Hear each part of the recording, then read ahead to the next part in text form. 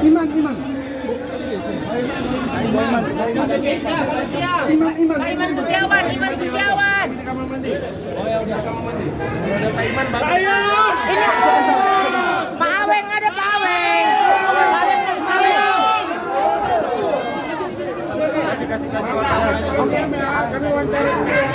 Iman dulu. Diam.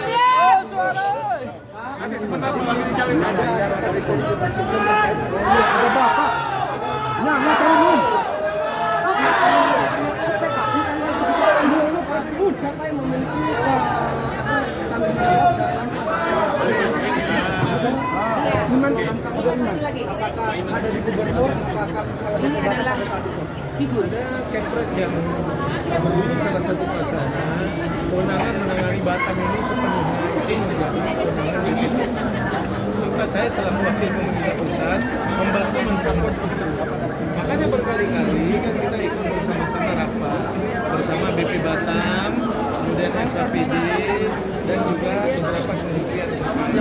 Akhirnya diputuskanlah beberapa keputusan soal luas lahan, soal nilai rumah dan lain-lain. Nah, Yes.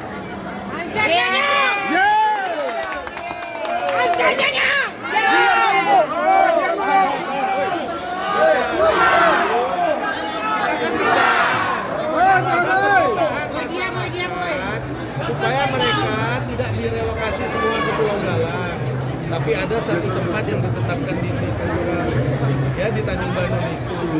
Maka saya bersama salah satu SKPD dan Pak Rizky Faisal datang coba memfasilitasi. Nah itu kan tanggung jawab saya namanya.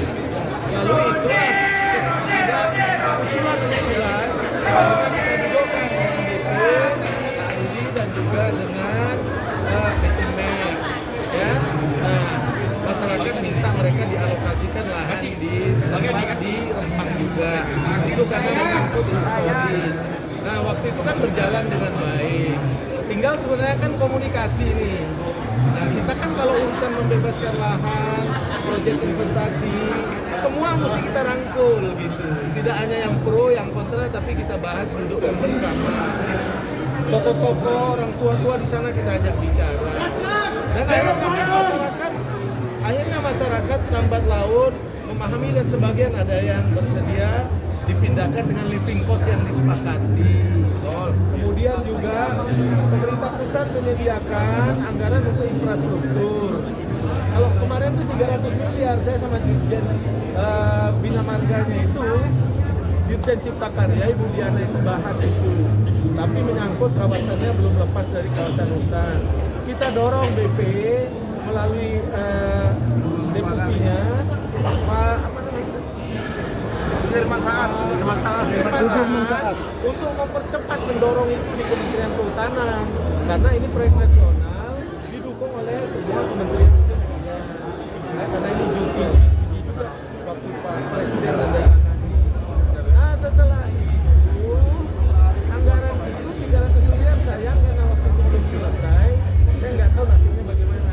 Tapi rumah itu bertahap dibangun.